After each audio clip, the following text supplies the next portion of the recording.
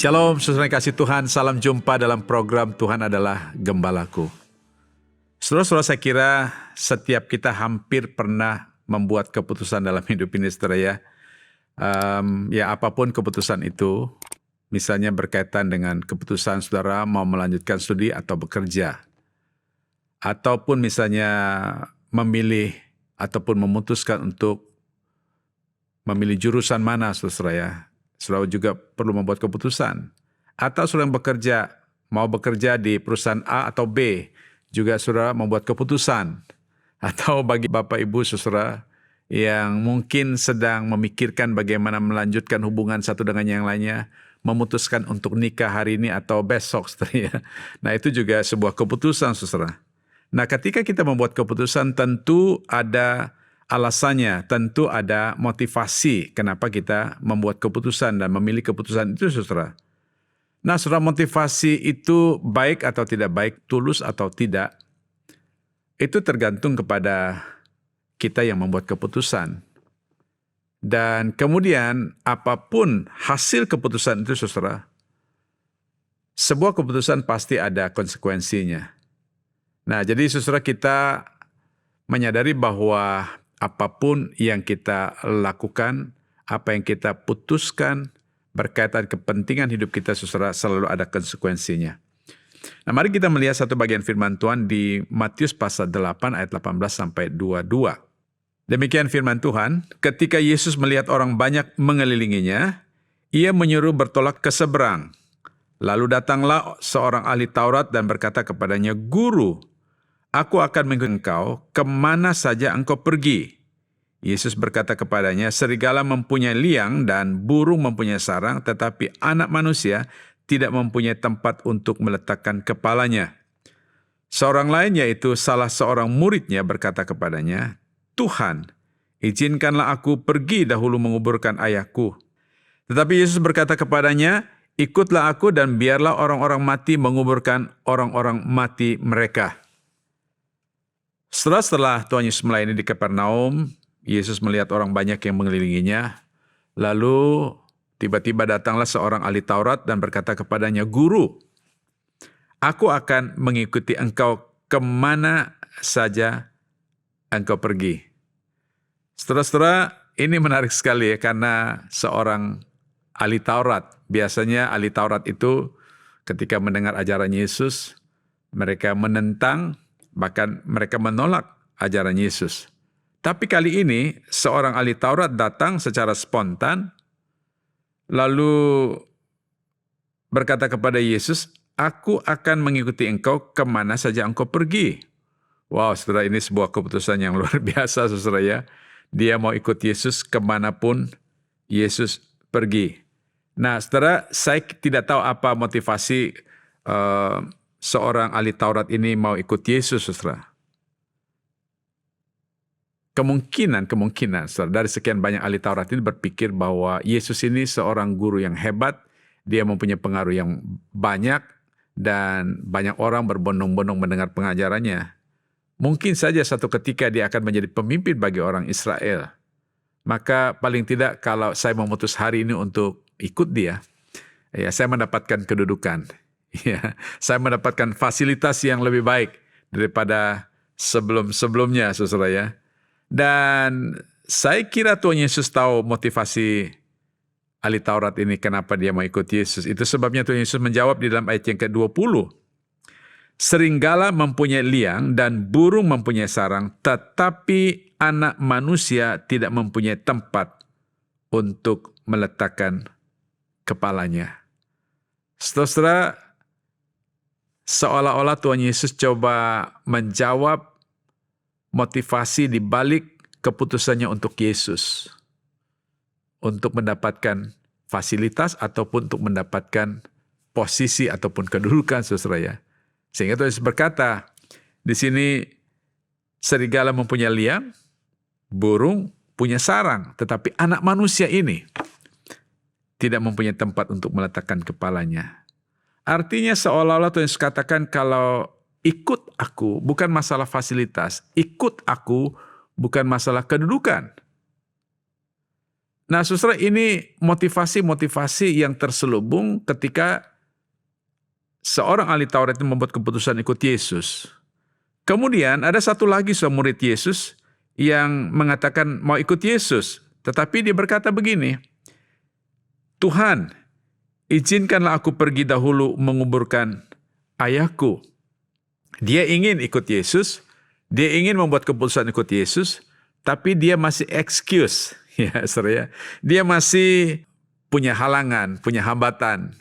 Izinkan aku terlebih dahulu untuk menguburkan ayahku yang sudah mati. Mungkin saja, saudara, pada waktu itu orang tua itu sudah meninggal, ataupun pada saat itu orang tua daripada murid ini mati, saudara ya.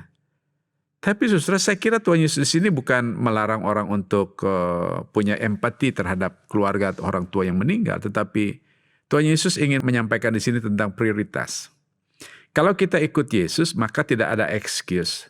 Kalau kita ikut Yesus, maka kita harus memprioritaskan Tuhan di atas segala kepentingan diri kita.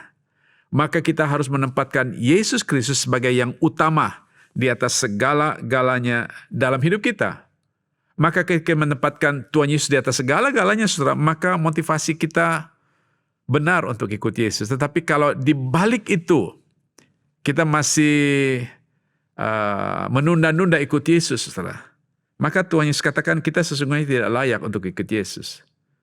Ikut Yesus itu adalah sebuah komitmen, sebuah keputusan yang artinya kita rela bayar harga dan menyangkal diri ikut Yesus. Saudara, tentu ini keputusan yang tidak mudah ya. Tetapi Tuhan Yesus mengajarkan kepada kita ketika dia memanggil kita, saudara. Maka Tuhan ingin supaya mari kita perhatikan. Apakah motivasi kita itu karena ingin kedudukan atau ingin satu fasilitas yang lebih baik? Ketika kita ikut Yesus, apakah kita mau memprioritaskan Tuhan atau kita masih mencari alasan untuk menunda-nunda melakukan apa yang Tuhan Yesus inginkan? Saudara, kita adalah orang-orang yang telah membuat keputusan ikut Yesus. Betul nggak, saudara ya?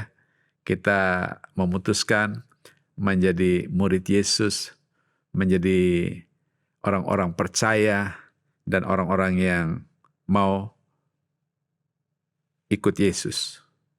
Saudara, coba kita pikirkan selama ini. Kira-kira apa motivasi kita? Apa alasan kita untuk ikut Yesus? Apakah kita adalah orang-orang yang telah membuat keputusan ikut Yesus karena kita ingin supaya mendapatkan fasilitas yang lebih baik? Mendapatkan kedudukan yang lebih baik?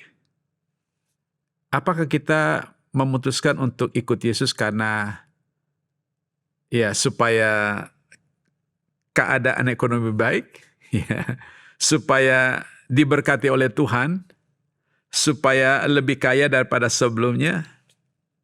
Nah, saudara, kalau keputusan kita untuk mencari materi ikut Yesus, maka motivasi kita ataupun alasan kita salah ikut Yesus.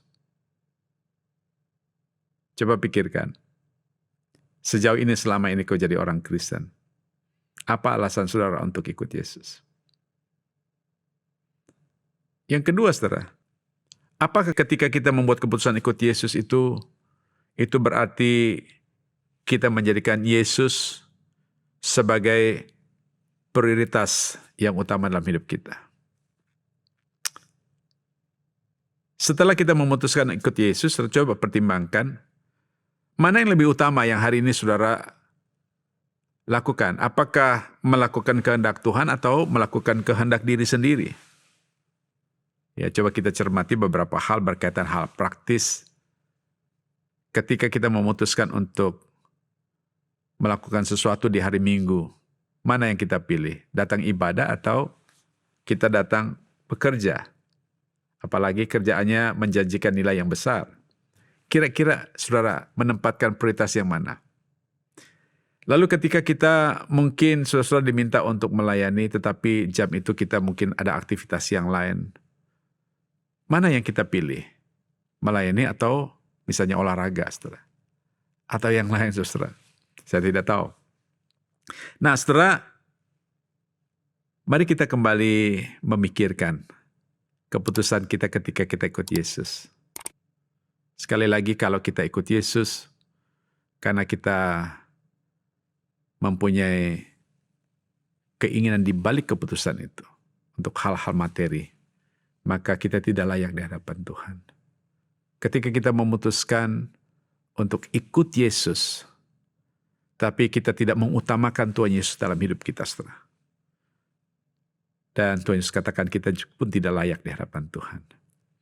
Untuk itu, saudara, mari kita belajar untuk menjadikan Yesus Kristus yang utama di atas segala-gala yang berkaitan dengan kepentingan hidup kita hari ini dan seterusnya, bahkan sampai selama-lamanya. Mari kita tunduk kepala, kita berdoa. Bapa di dalam surga, terima kasih untuk firman-Mu hari ini. Kami bertekad untuk iring Yesus dengan segenap hati kami, ya Tuhan. Tetapi jika ada motivasi yang keliru ketika kami memutus untuk ikut Yesus, ampuni kami, ya Tuhan. Tolong dan kuatkanlah kami. Teguhkanlah hati kami, ya Tuhan, supaya di dalam perjalanan hidup kami mengutamakan Engkau di atas segala-galanya dalam hidup kami. Kami tidak pernah menunda untuk melakukan apa yang Tuhan kehendaki dalam hidup kami. Terima kasih Bapa, terpuji nama-Mu. Dalam nama Tuhan Yesus Kristus kami berdoa. Haleluya. Amin.